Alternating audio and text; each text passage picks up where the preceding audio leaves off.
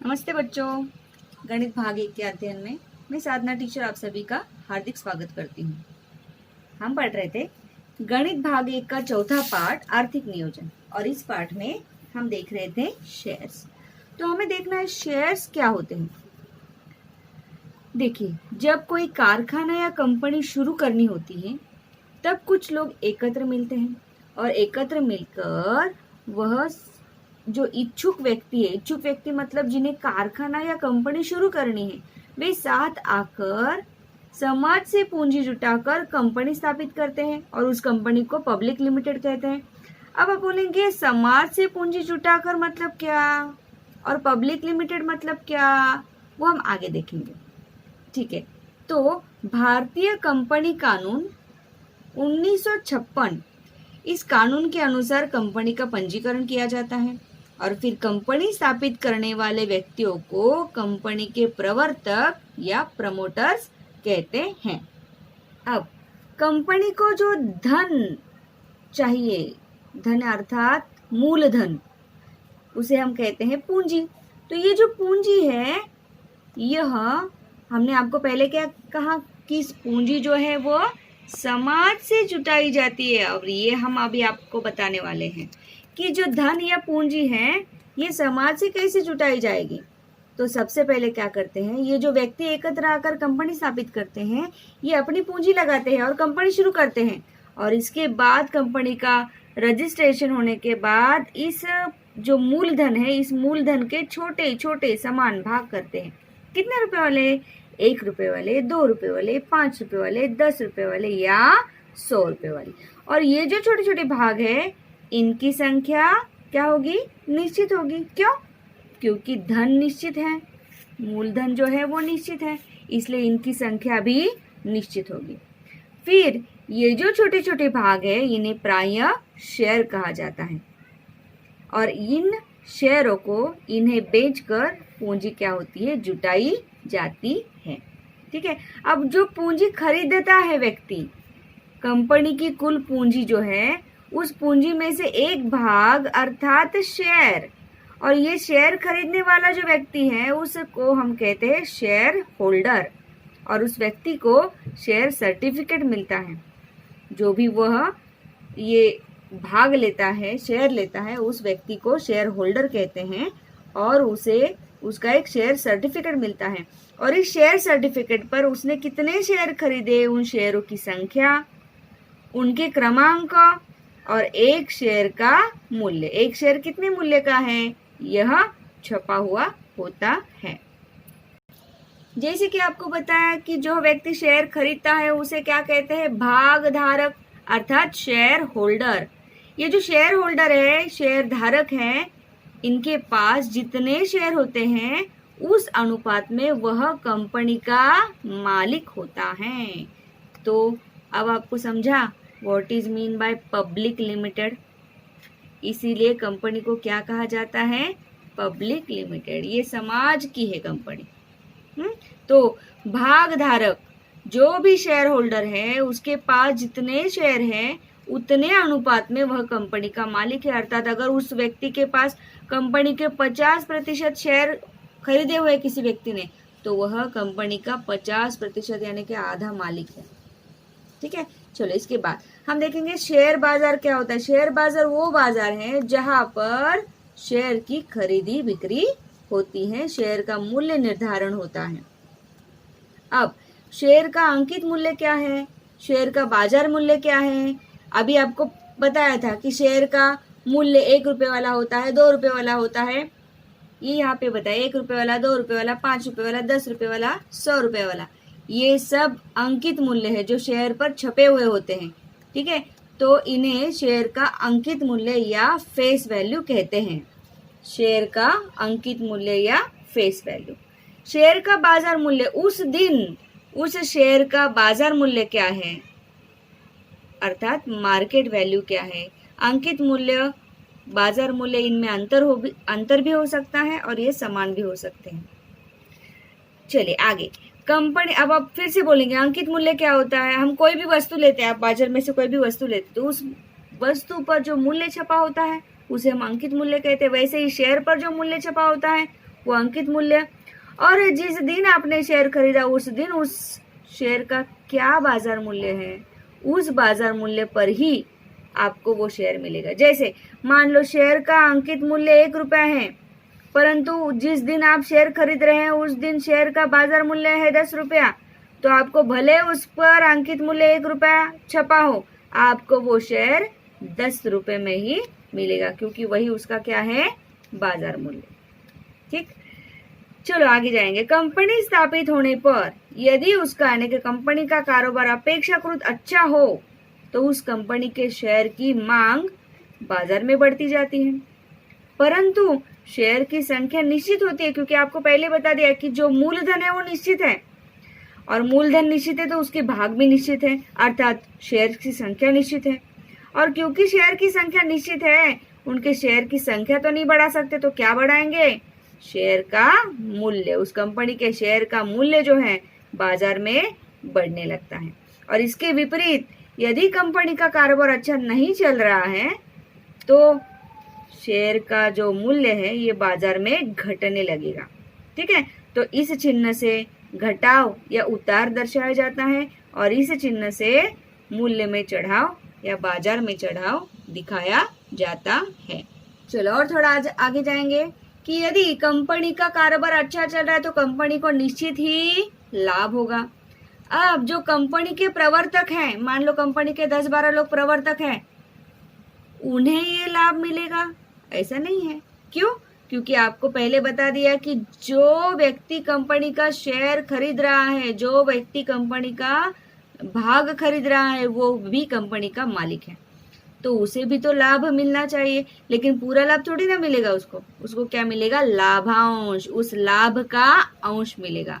Company को आर्थिक वर्ष में प्राप्त लाभ का वितरण शेयर्स की संख्या अनुसार भाग धारकों को मिलने वाला लाभ का अंश भाग अर्थात लाभांश, अर्थात कंपनी को कितना लाभ हुआ उसका थोड़ा थोड़ा थोड़ा अंश हर एक भागधारक को, हर एक शेयर होल्डर को कंपनी को देना पड़ता है, और इसी को लाभांश या डिविडेंड कहते हैं।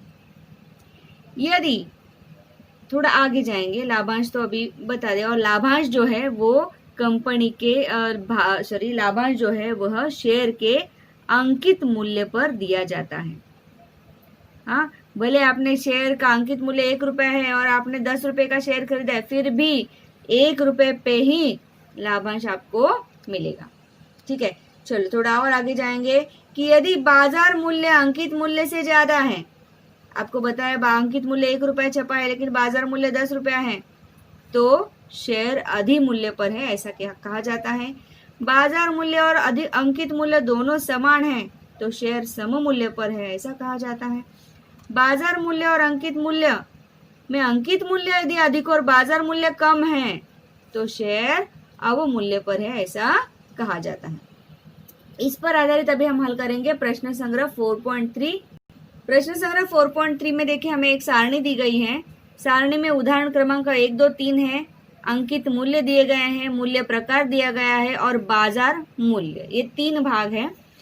पहला प्रश्न है, इसमें अंकित मूल्य ₹100 ऐसा दिया गया है, मूल्य प्रकार है सम मूल्य, और जैसे कि आपको बताया सम मूल्य मतलब जितना अंकित मूल्य है उतना ही बाजार मूल्य है। तो अंकित मूल्य 100 है और मूल्य प्रकार सम मूल्य है, तो बाजार मूल्य कितना आएगा, बाजार मूल्य भी 100 रुपया ही आएगा। इसके बाद है दूसरा प्रश्न, यहाँ पे अंकित मूल्य नहीं दिया गया है, अधिमूल्य ₹500, बाजार मूल्य ₹575 रुपए, तो अंकित मूल्य कितना होगा। यहाँ पर देखिए दूसरा प्रश्न हल करने के लिए मैंने नीचे सूत्र लिखा है, बाजार मूल्य बराबर अंकित मूल्य प्लस अधिमूल्य। प्लस क्यों, अधिमूल्य मतलब अर्थात ज्यादा, अंकित मूल्य कम होगा और बाजार मूल्य अधिक होगा। तो अंकित मूल्य हमें दिया है क्या, नहीं दिया गया है, ठीक है, परंतु अधिमूल्य दिया है, हमें कितना दिया दूसरे प्रश्न का, 575 अधिमूल्य। हमें अंकित मूल्य जो है वो नहीं दिया गया है, उसकी जगह पे अंकित मूल्य ही लिखेंगे। और सॉरी, ये अधिमूल्य नहीं है, अधिमूल्य है 500 रुपये। अधिमूल्य 500 रुपए है और बाजार मूल्य कितना है 575। तो अंकित मूल्य ज्ञात करने के लिए हमें क्या करना होगा, ये 500 का क्या करना होगा, इस पक्ष में पक्षांतर। चलो करते हैं पक्षांतर। तो 575 माइनस 500 बराबर अंकित मूल्य। तो कितना आया यहाँ पर 75 रुपए। अंकित मूल्य बराबर कितना आया 75 रुपए। तो ये सारणी में लिख लेंगे कि अधिमूल्य 500 रुपए है, 575 रुपए बाजार मूल्य है, तो अंकित मूल्य कितना आया 75 रुपए। यहाँ पे सारणी में हम नोट डाउन कर लेंगे। तीसरा प्रश्न देखिए, 10 रुपए यह अंकित मूल्य है। अंकित मूल्य कितना है 10 रुपए। मूल्य प्रकार पता नहीं, वो आपको बताना है, और बाजार मूल्य है 5 रुपए। हाँ देखिए, अंकित मूल्य अधिक है, बाजार मूल्य कम है, तो मूल्य का प्रकार क्या होगा, अवमूल्य होगा। छपा हुआ 10 रुपए अंकित मूल्य, बाजार मूल्य क्या हो गया, कम हो गया। बाजार मूल्य कम तो अवमूल्य, बाजार मूल्य अधिक तो अधिमूल्य, बाजार मूल्य और अंकित मूल्य समान तो सममूल्य। अब देखेंगे हम दूसरा प्रश्न। प्रश्न पढ़ रही हूं मैं, देखिए। जब बाजार मूल्य 80 रुपए था तब अमोल ने 100 रुपए अंकित मूल्य वाले 50 शेयर्स खरीदे। उस वर्ष कंपनी ने 20% लाभांश दिया, तो निवेश पर प्रतिफल का दर ज्ञात कीजिए। सबसे पहले ये प्रश्न हल करने के लिए हम क्या करेंगे कि इस प्रश्न में हमें क्या क्या दिया गया है, सभी राशि हम लिखेंगे। देखिए 80 बाजार मूल्य है, हाँ 100 रुपया यह अंकित मूल्य है, और शेयर्स की संख्या जो है 50 है, और लाभांश जो है 20% है। जो चार राशि यहाँ पर दी गई है, चारों राशि हम यहाँ पे लिख देंगे। हाँ, शेयर का अंकित मूल्य सबसे पहले लिखेंगे। शेयर का अंकित मूल्य, कितना अंकित मूल्य है शेयर का, देखिए ये बाजार मूल्य है 100 रुपए, अंकित मूल्य है, तो अंकित मूल्य है 100 रुपए। इसके बाद आगे बाजार मूल्य है, शेयर का बाजार मूल्य भी लिख दीजिएगा। बाजार मूल्य बराबर 80 रुपए है। फिर कितने शेयर खरीदे हैं, 50 शेयर खरीदे हैं, तो ये होगी शेयर की संख्या, शेयर्स की संख्या 50 शेयर्स है। फिर लाभांश भी हमें पता है, कितना है लाभांश, लाभांश बराबर 20%। तो दी गई सारी राशियां हमने लिख ली है। इसके बाद हमें ज्ञात क्या करना है, हमें ज्ञात करना है निवेश पर प्रतिफल की दर। निवेश पर प्रतिफल की दर हमें ज्ञात करनी है। तो निवेश पर प्रतिफल की दर हमें ज्ञात करनी है, कि दर बराबर कितना। ठीक है, अब इसे हम हल कर देंगे। तो सबसे पहले हम इस व्यक्ति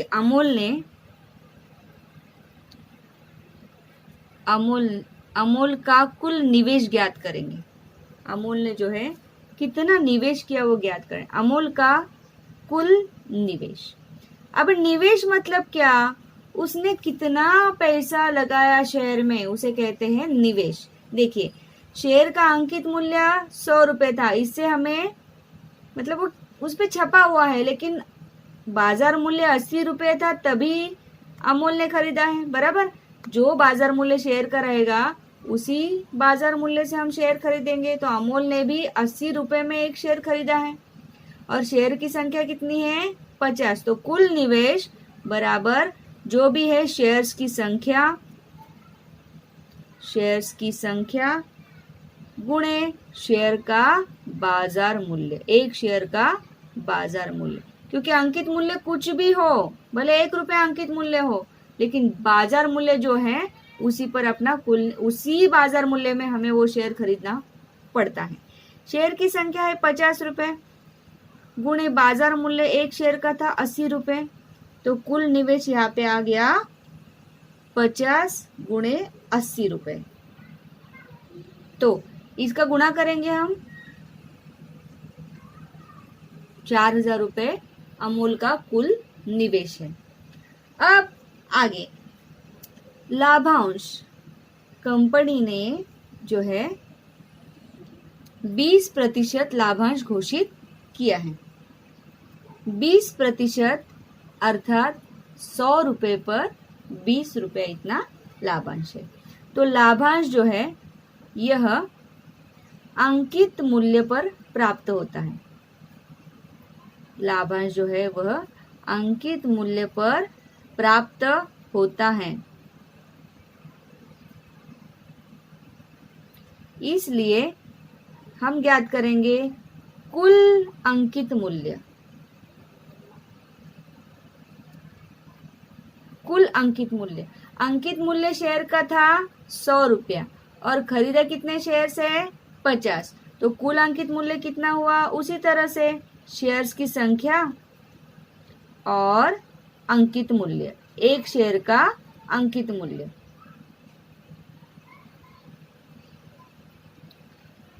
एक शेयर का अंकित मूल्य, तो शेयर की संख्या कितनी है यहाँ पर 50 और एक शेयर का अंकित मूल्य कितना है 100, तो यहाँ पर 5000 रुपये जो है कुल अंकित मूल्य है।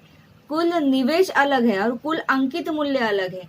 अमोल ने जो है निवेश किया है 4000 का, अंकित मूल्य कितना पड़ता है 5000।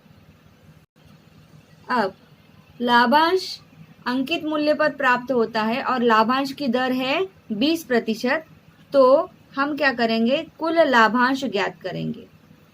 कुल लाभांश, और कुल लाभांश का सूत्र है जो भी आपका कुल अंकित मूल्य है इस अंकित मूल्य का 20%। अंकित मूल्य कितना है आपका? मतलब यहाँ पर 5000 रुपये और इस 5000 रुपये का 20% लाभांश। तो 5000 गुणे 20% अर्थात 20/100। देखते हैं कितना मिलता है। यहाँ पर हर के 2 शून्य और अंश के 2 शून्य हमने घटा मतलब कैंसिल कर दिए, तो 50 गुणे 20, हाँ कितना आया? कुल 1000 रुपये। ये हमें मिला कुल लाभांश। अब कुल लाभांश एक बार ज्ञात किया तो हम प्रतिफल की दर ज्ञात कर सकते हैं। इसका सूत्र है प्रतिफल की दर बराबर कुल लाभांश बटे कुल निवेश गुणे 100। कुल लाभांश जो हमने अभी ज्ञात किया, कुल लाभांश कैसे ज्ञात करते हैं? कुल अंकित मूल्य ज्ञात करेंगे। कुल अंकित मूल्य कैसे ज्ञात करते हैं? शेयर की संख्या गुणे अंकित मूल्य। ये मैं आपको वापस एक बार बताऊंगी, ठीक है। प्रतिफल ज्ञात करेंगे। प्रतिफल का सूत्र है कुल लाभांश बटे कुल निवेश गुणे 100। यहाँ पर मैं स्टार कर देती हूँ, जिसको मैंने स्टार किया है ये सूत्र आपको याद करना है, ध्यान में रखना है। इसके बाद प्रतिफल की दर ज्ञात करने के लिए चलो यहाँ पे सूत्र में मान प्रतिस्थापित करेंगे। कुल लाभांश कितना है? कुल लाभांश देखिए यहाँ पर हमें कुल लाभांश मिला 1000 रुपये, तो कुल लाभांश 1000 बटे कुल निवेश, कितना कुल निवेश है? 4000 रुपये कुल निवेश है, तो 100 बटे 4000 गुणे 100। हाँ चलो, हर के 2 शून्य और अंश के 2 शून्य हमने घटा दिए, तो बचा हमारे पास 100 बटे 40। 100 बटे 40, ये भी शून्य शून्य कट कर दिए। अभी भाग लगाओ, 4 से भाग लगाएंगे तो ऊपर कितना आएगा? यहाँ पे और एक शून्य है, ठीक है। यहाँ पर हमने एक 0 नहीं लिखा था, इसकी वजह से ऊपर एक 0 कम पड़ गया। हाँ तो क्योंकि कुल लाभांश जैसे कि यहाँ पे 1000 है, मैंने यहाँ पे गलती से 100 लिख दिया था, तो मैं वापस एक बार यहाँ पे मान प्रस्तापित करके दिखा रही हूँ आपको। कुल लाभांश है 1000 रुपये बटे 4000 रुपये गुणे 100। ये मैंने कट कर दिया है। 0 0 कट हो गया, 0 0 कट हो गया, 0 0 कट हो गया, बचा क्या? 100 बटे 4। 100 को 4 से भाग लगाएंगे तो उत्तर आता है 25, अर्थात प्रतिफल की दर है 25%। ठीक है, हमें वही तो ज्ञात करना था। देखिए हमने क्या किया, फिर से एक बार अमूल का कुल निवेश ज्ञात किया। कुल निवेश का सूत्र भी आपको ध्यान में रखना है। क्या सूत्र है? शेयर्स की संख्या गुणे बाजार मूल्य। बाजार मूल्य क्यों? क्योंकि जब व्यक्ति निवेश करता है तो बाजार मूल्य से ही शेयर खरीदता है। तो 50 गुणे 80 बराबर 4000। फिर लाभांश जो है वो अंकित मूल्य पर प्राप्त होता है, तो कुल अंकित मूल्य ज्ञात करना है। कुल अंकित मूल्य भी वही सूत्र, शेयर की संख्या लेकिन अंकित गुणे अंकित मूल्य। 50 गुणे 100 5000। फिर कुल लाभांश ज्ञात करने के लिए क्या करेंगे, जो आपने यहाँ पर कुल अंकित मूल्य लिया है उसका 20%, ठीक है। तो उसका 20% तो 1000 रुपये आया। फिर प्रतिफल की दर कुल लाभांश बटे कुल निवेश गुणे 100, 1000 बटे 4000 गुणे 100 बराबर यहाँ पे आया हमको 25%। इस तरह से हमने ये सवाल जो है वो हल कर दिया। चलो दूसरा प्रश्न हल करेंगे। जोसेफ ने निम्नानुसार शेयर में निवेश किया, तो उनके द्वारा की गई कुल निवेश ज्ञात कीजिए। तो ये जोसेफ, इस व्यक्ति ने क्या किया, कंपनी ए, कंपनी बी और कंपनी सी, ऐसे 3 कंपनियों में निवेश किया है। पहली कंपनी ए, अंकित मूल्य 2 रुपए, उनके शेयर का जो अंकित मूल्य है, कंपनी ए के शेयर का अंकित मूल्य 2 रुपए है और अधिमूल्य है 18 रुपए। और ऐसे 18 रुपए वाले अधिमूल्य, जिसका अधिमूल्य 18 रुपए हैं, उनके 200 शेयर खरीदे हैं जोसेफ ने।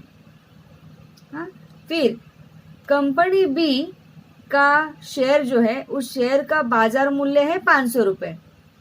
इस 500 रुपए मूल्य वाले 45 शेयर्स खरीदे हैं। और कंपनी सी जो है, उसका बाजार मूल्य, शेयर का बाजार मूल्य 10,540 है, एक शेयर का मूल्य। और इतने 10,540 रुपए मूल्य वाला एक शेयर जोसेफ ने खरीदा है।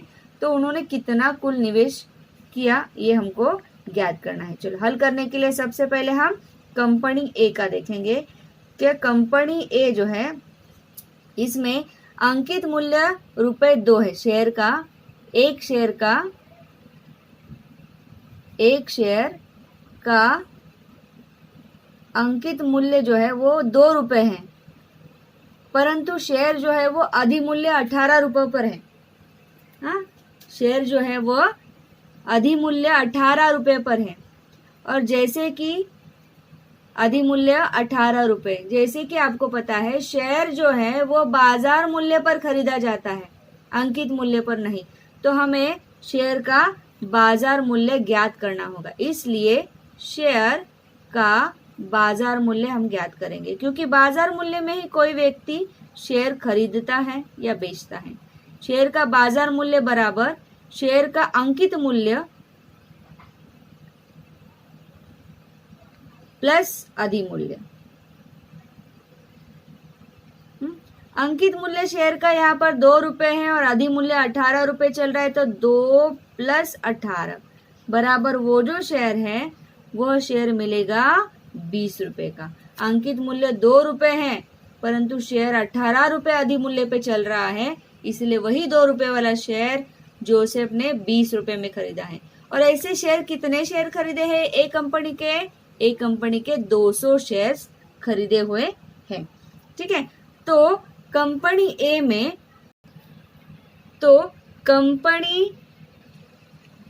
ए में जोसेफ का कुल निवेश ज्ञात करेंगे। जोसेफ का कुल निवेश, और कुल निवेश ज्ञात करने के लिए हम क्या करते हैं, शेयर्स की संख्या गुणे शेयर का बाजार मूल्य करते हैं। शेयर की संख्या कितनी है, कंपनी ए के कितने शेयर खरीदे हैं, 200 शेयर्स खरीदे हैं। तो कंपनी ए के 200 शेयर गुणे कंपनी ए के शेयर का बाजार मूल्य कितना आया, 20 रुपए। तो कितना यहाँ पर 2 दूनी 4,000 रुपए। 4,000 यह कंपनी ए का निवेश है। 4,000 यह कंपनी ए का निवेश है जोसेफ का, ठीक है। अब इसके बाद हम ज्ञात करेंगे कंपनी बी में कितना निवेश किया। कंपनी बी के देखिए यहाँ पे कंपनी बी का बाजार मूल्य 500 रुपए वाले 45 शेयर लिए, तो हम डायरेक्टली यहाँ पे कंपनी बी का कुल निवेश ज्ञात कर सकते हैं। कंपनी बी में जोसेफ का कुल निवेश ज्ञात करेंगे। कुल निवेश बराबर वही सूत्र है, शेयर्स की संख्या गुणे बाजार भाव। शेयर्स की संख्या गुणे एक शेयर का बाजार मूल्य। कितने शेयर खरीदे हैं बी कंपनी के? देखिए 500 मूल्य वाले 45 शेयर्स, तो 45 शेयर 500 रुपये बाजार मूल्य वाले, तो 45 गुणे 500 कर दो, कितना आता है उत्तर? उत्तर आता है 22,500 रुपये। तो कंपनी बी का निवेश यहाँ पर हमें मिल गया। कंपनी बी में जो जोसेफ है, इन्होंने 22,500 रुपये जो है निवेश किया है। अब कंपनी सी का एक शेयर खरीदा है जोसेफ ने, एक शेयर खरीदा है, और कितने रुपए का एक शेयर है? देखिए कंपनी ए का 10,540 मूल्य वाला केवल एक शेयर, तो कंपनी ए में जो है एक शेयर खरीदा है, तो निवेश भी उतना ही है। इसलिए कंपनी सी का कुल निवेश, कंपनी सी में जोसेफ का कुल निवेश, जोसेफ का कुल निवेश है 10,540 रुपये। क्योंकि एक ही शेयर खरीदा हुआ है तो हम डायरेक्टली वो लिख सकते हैं कि इतना ही उन्होंने जो है निवेश किया है। तो अब हम ज्ञात करेंगे तीनों कंपनियों का निवेश हमने यहाँ पर ज्ञात किया है, तीनों कंपनियों का निवेश हमने ज्ञात किया। अब केवल इनको हमें जोड़ना है, तो हमें जोसेफ का जो कुल निवेश मिलेगा, जोसेफ का कुल निवेश, ये ज्ञात करने के लिए हम क्या करेंगे? तीनों कंपनी में कितना निवेश किया वो जोड़ेंगे। कंपनी ए का निवेश है 4,000 रुपये, प्लस कंपनी बी का निवेश है 22,500 रुपये, प्लस कंपनी सी का निवेश है 10,540 रुपये। इस पूरे को जब आप जोड़ेंगे तो इसका उत्तर आएगा 37,040 रुपये। इतना है जोसेफ का कुल निवेश। तो आप यह उत्तर जो है शाब्दिक स्वरूप में लिखेंगे, जोसेफ का कुल निवेश बराबर 37,040 रुपये है। इस तरह से हमने तीसरा प्रश्न हल कर दिया है। देखिए प्रश्न है चौथा, श्रीमती देशपांडे ने 20,000 रुपये का निवेश कर, अर्थात श्रीमती देशपांडे ने 20,000 का निवेश किया है। 5 रुपये अंकित मूल्य वाले शेयर्स 20 रुपये के अधिमूल्य पर खरीदे तो उन्हें कितने शेयर मिलेंगे? अब सबसे पहले जो यहाँ पे मूल्य दिए गए हैं, ये मूल्य क्या है? प्रश्न आपको बहुत अच्छे से समझना पड़ेगा। 20,000 यह निवेश है, शेयर नहीं है, ये निवेश है। फिर 5 रुपये जो है अंकित मूल्य है, शेयर का अंकित मूल्य है। 20 रुपये यह जो है शेयर का अधिमूल्य है। इतने अधिमूल्य पर खरीदे तो उन्हें कितने शेयर्स मिलेंगे? तो सबसे पहले हम क्या लिखेंगे? हम लिखेंगे हमें जो यहाँ पे प्रश्न में दिया गया है, दी गई राशियां वो लिखेंगे। तो श्रीमती जो देशपांडे हैं, श्रीमती देशपांडे का कुल निवेश दिया है यहाँ पर हमें, कुल निवेश बराबर 20,000 रुपये, ये लिख लिया हमने। फिर 5 रुपये क्या है? अंकित मूल्य है। हाँ, तो शेयर्स का अंकित मूल्य, एक शेयर का अंकित मूल्य, शेयर का अंकित मूल्य यहाँ पर दिया गया है 5 रुपये, और 20 रुपये जो है अधिमूल्य है, तो अधिमूल्य भी लिखेंगे। हमें सब पूरी दी गई राशियां हमें यहाँ पर लिखनी है। 20 रुपये अधिमूल्य है, और ज्ञात क्या करना है वो भी लिखना है। ज्ञात करना है उन्हें कितने शेयर्स मिलेंगे, अर्थात हमें ज्ञात करना है यहाँ पे शेयर्स की संख्या। अब यहाँ पर शेयर की संख्या हमें ज्ञात करनी है। शेयर की संख्या जो है, इसके पहले हमने शेयर की संख्या, ये जो टर्म है इसका उपयोग किया है कुल निवेश के सूत्र में। कुल निवेश बराबर शेयर की संख्या गुणे शेयर का बाजार मूल्य। हाँ, ये सूत्र आपको हमने याद करने के लिए भी कहा था। तो अर्थात हमें पहले शेयर का क्या ज्ञात करना पड़ेगा, बाजार मूल्य। शेयर का बाजार मूल्य, शेयर का अंकित मूल्य है 5 रुपया, तो बाजार मूल्य अंकित मूल्य, और क्योंकि यहाँ पर अधिमूल्य है हम प्लस करेंगे, प्लस अधिमूल्य।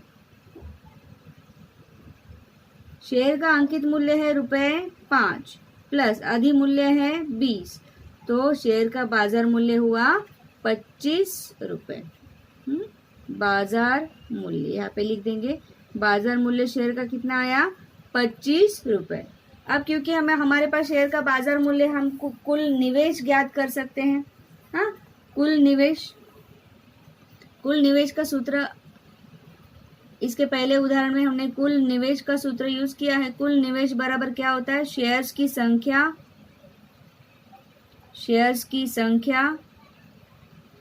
गुणे शेयर का बाजार मूल्य। आपको ये ध्यान में रखना है।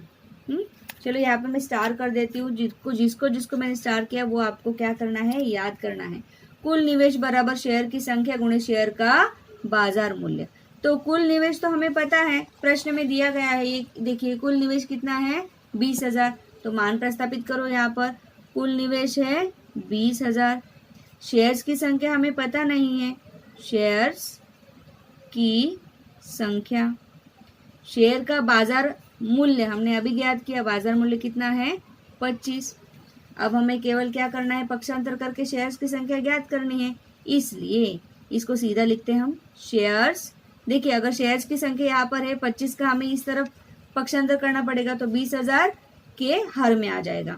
शेयर्स की संख्या बराबर 20,000 बटे 25। 25 से 20,000 में भाग लगाओ तो कितना आता है, शेयर्स की संख्या यहाँ पे आएगा 800। और हमें इस प्रश्न में यही ज्ञात करना था, इसलिए शेयर्स की संख्या बराबर 800 रुपये आया।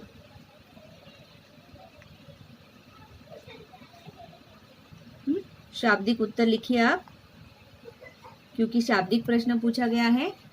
श्रीमती देशपांडे, यहाँ पे श्रीमती ऐसा लिखना चाहिए। श्रीमती देशपांडे ने 800 शेयर खरीदे। शेयर की संख्या हमने यहाँ पर ज्ञात कर दी। आशा है बच्चों ये प्रश्न आपको अच्छे से समझा होगा। वीडियो आपने देखा, इसके लिए आपका बहुत बहुत धन्यवाद। यदि आपको समझा है अच्छे से तो वीडियो को लाइक करना, अपने दोस्तों के साथ शेयर करना और चैनल को सब्सक्राइब करना। Thank you.